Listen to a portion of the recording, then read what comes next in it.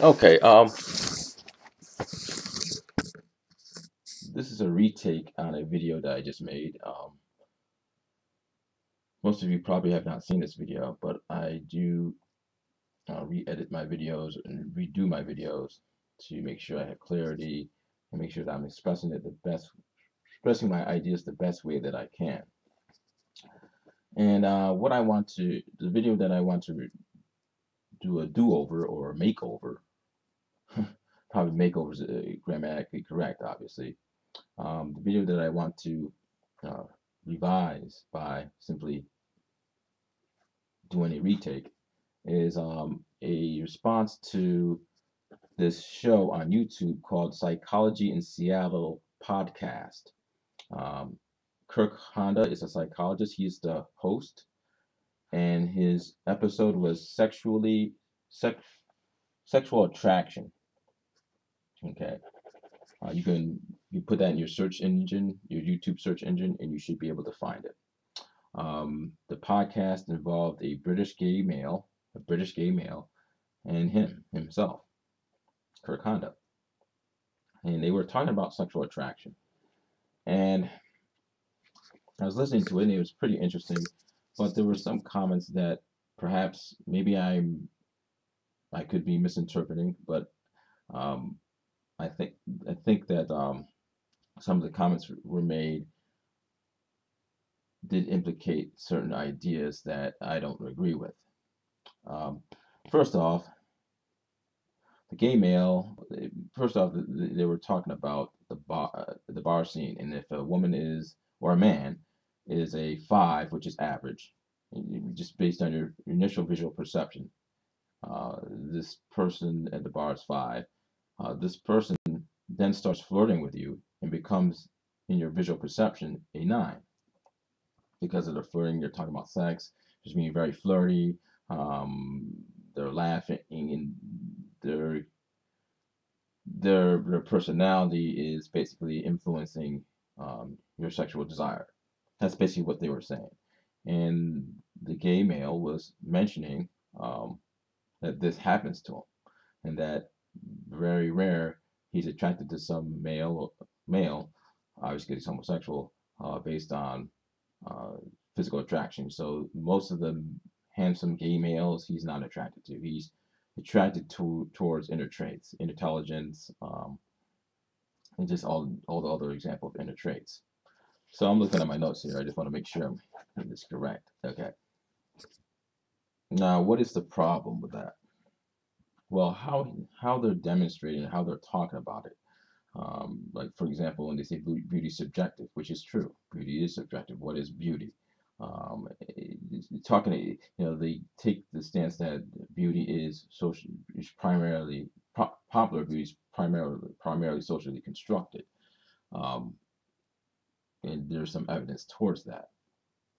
But the examples that they're giving, when they talk about their experiences, okay, they're talking about their experiences as a means to send a subtle message that, well, it's what it's your personality that is really sexy. It or should be sexy. That ultimately that has to be the ideal of what sexual attraction is. And my thing is that why should it be? Why should it be? Yes, it's something that you want. I understand it. There's something, it's something that you want, and you also experienced it.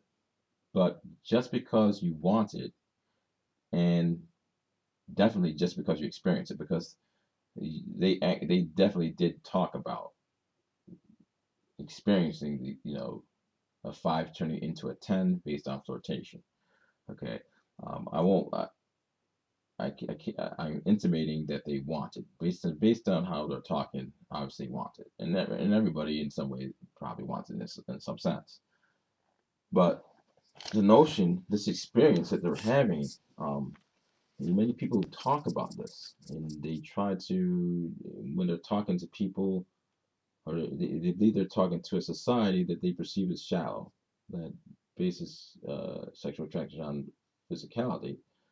which is shallow in their minds because they think it should correspond to personality, because sexuality must correspond to ultra benevolence, which has inner personality traits. Okay. Now they didn't say all these things. Okay, I'm going to be fair to them. They didn't say all these things, but just the way that they talked about it is as if that if people just chose to open their mind and see people on who they are on the inside, they would be sexually attracted. They would have these experiences, and they would realize that stronger sexual attraction or superior sexual attraction would be based on the interior. Now the problem is, it's very simple. There's plenty of people I can see have great personalities, but I'm not attracted to them. Okay, I'm not attracted to them. Physically, their exterior doesn't change. The perception of their exterior being not attractive does not change. Doesn't necessarily mean I have to find them revolting or ugly. Okay, most women that I find intelligent, um, I don't. When I find out they have intelligence, it doesn't change their exterior. Why not? Question that those who idealize this vision cannot answer. Why is it essentially, if you're valuing somebody for their personality, it's irrelevant if you find them sexually desirable or not. It doesn't, my from my perspective, it doesn't increase your value of their personality whatsoever. Okay.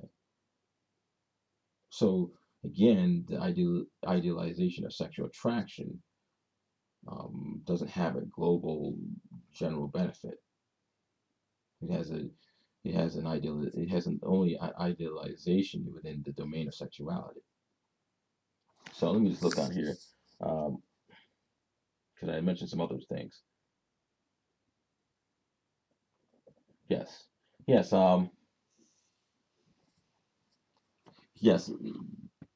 Let's take here. Free will, the concept of free will. This is even in this, there's a concept of a subtle moral theme, which is guided upon the notion of free will. That their experience, what they experience, um, um, Kirk Honda and the gay male, with their experience of seeing, you know, what sexuality be an absolute interior personality trait or traits, um, somehow intimates in their brain that their experience is based upon a free will, a decision to look at, to broaden their horizons, to see beyond the exterior of that person and see how beautiful their personality is, and that personality is so beautiful that it generates a sexual charge. That again intimates that a sexual charge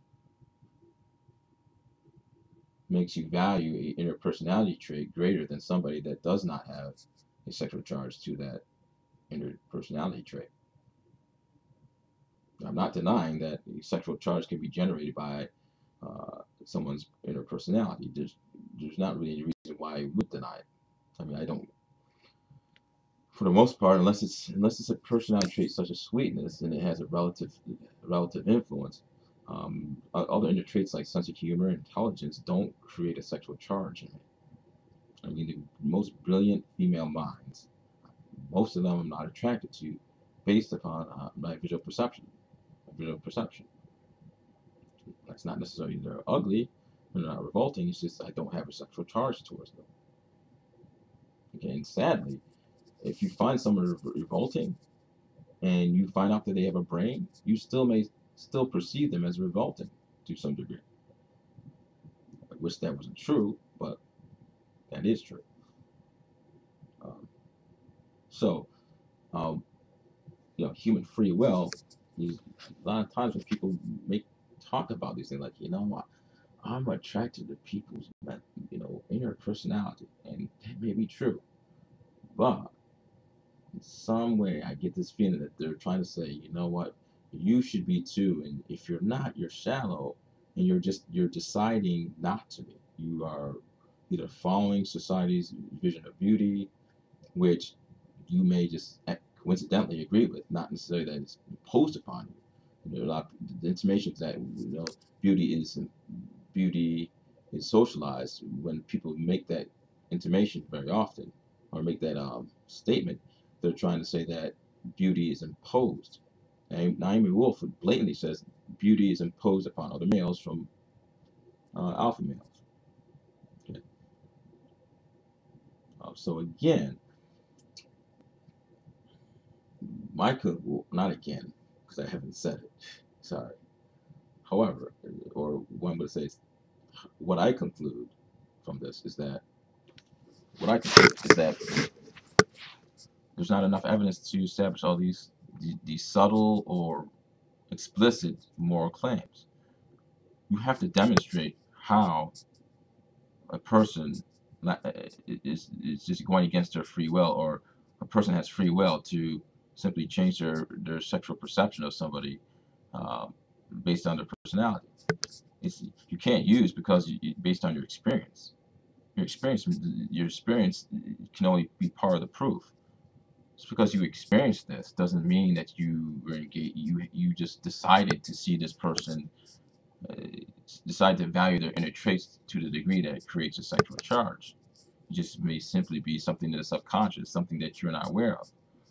Okay, maybe they have a different, maybe their looks altered a different way, and um, it sided well with how they smiled in a certain way, and it generated a sexual charge. We don't know. So you don't have. Where's your evidence? The person who's saying all these things about people who have a strong visual component in their sexuality, they're just deciding not to broaden their horizons and value the inner personality. First of all, you have to demonstrate evidence for that. Where's the evidence? The evidence is not based on your experience. Your experience is just simply your experience. Okay. I mean, for example, I listen to all types of music. Okay. There's people that listen to simply rap, listen to simply rock, or simply country. Now, the same mythology applies even in this domain, because people say, well, they're just not opening their mind. I mean, there's people that are like myself that can listen to music that's considered ugly and find it beautiful. They would say they're just not they're not opening their mind. They're not giving the music a chance. How do you know this? Okay, let's say they listen to it and they still don't like it. Did they give it a fair chance? Well, that you have to know. Just because you